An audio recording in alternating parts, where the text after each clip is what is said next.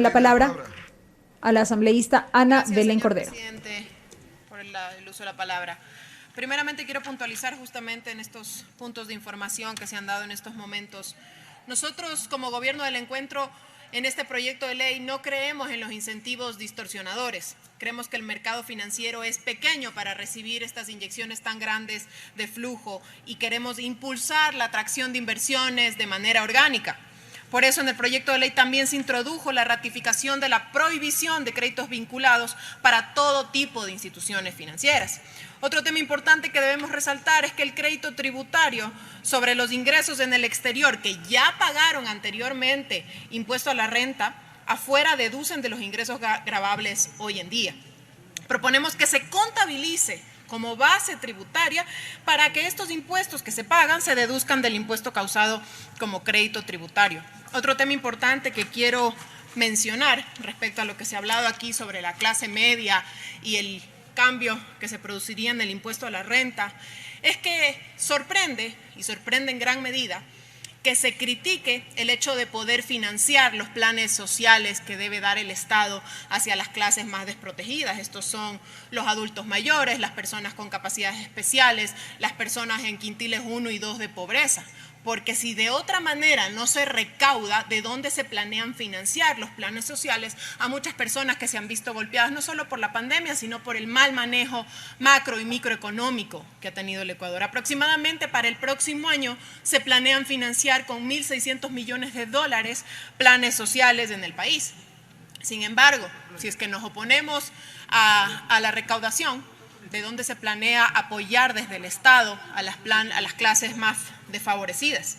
De hecho, no sé si conocían aquí en la Asamblea Nacional y en los medios de comunicación que se encuentran cubriendo esta sesión de pleno, que aproximadamente 6.400.000 ecuatorianos, es decir, un poco menos de la mitad, perciben menos de la mitad de la población del Ecuador, perciben menos de $500 al mes. Como lo escuchan, menos de $500 al mes. Entonces, lo que se plantea es justamente el principio tan necesario en cualquier análisis de derecho tributario, la progresividad del cobro de los impuestos. ¿Y a qué me refiero con ello? Los que menos ganan pagarán quizás un 2, un 3, hasta un 4% de impuesto a la renta adicional. Pero los que más ganan pagarán entre un 25 y un 27% de impuesto a la renta. Es decir, solo los que ganan a partir de $30.000 al año, esto es, $2.500 mensuales, que en lo absoluto son la clase media, más bien son clase privilegiada, serán los que cambiará su contribución de impuesto a la renta. Los que siguen ganando $24.000 al año no se toca y no pagarán impuestos adicionales. Otro tema que preocupa es el tema de las deducciones, y porque preocupa se han incrementado la cantidad de deducciones que podrán tener los ecuatorianos en este proyecto de ley para atender justamente esas preocupaciones de ciertos sectores por incentivos o distorsiones quizás que se podrían generar a utilizar facturas. Yo creo que es importante mencionar estos hechos en la ley para no generar distorsiones. Y quiero ir por un tercer punto muy importante que quiero aportar como una contribución a este proyecto de ley, y lo enviaré por escrito, es el tema de las sedes, las zonas de desarrollo económico exclusivo, y en realidad su nombre en la doctrina lo conoce como zonas francas. Esta ley en su transitoria 9, 10 y 12 ya habla del principio de seguridad jurídica, que es principio importantísimo para estabilizar la economía en un país. Sin embargo, la transitoria 11 se quedó en blanco y sugiero que la transitoria 11 justamente hable de estas zonas francas. ¿Y cuáles son las bondades brevemente de las zonas francas en el Ecuador? Ya que el COPSI ya lo prevé en su artículo 34. Primero, una reactivación importantísima del empleo.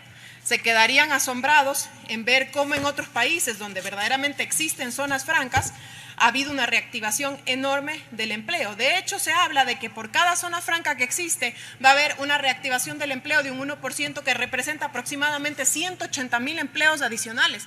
Calculemos que tengamos muchas más zonas francas y se crearán más zonas de empleo adicionales. Otro tema muy importante es que el PIB per cápita de exportaciones sube regularmente de 1.000 a 1.800. Eso es necesario para la economía y para la dinamización.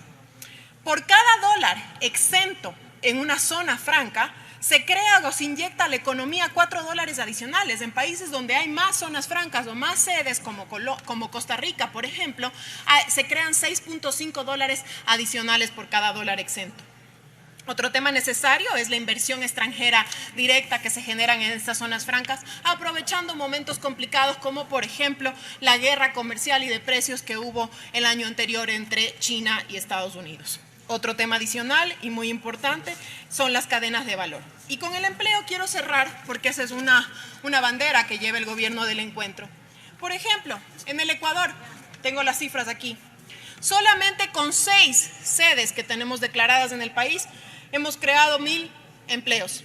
Sin embargo, la República Dominicana ha creado 173.000 empleos, Honduras 130.000 empleos, Nicaragua 122.000 empleos, Colombia 57.000 empleos.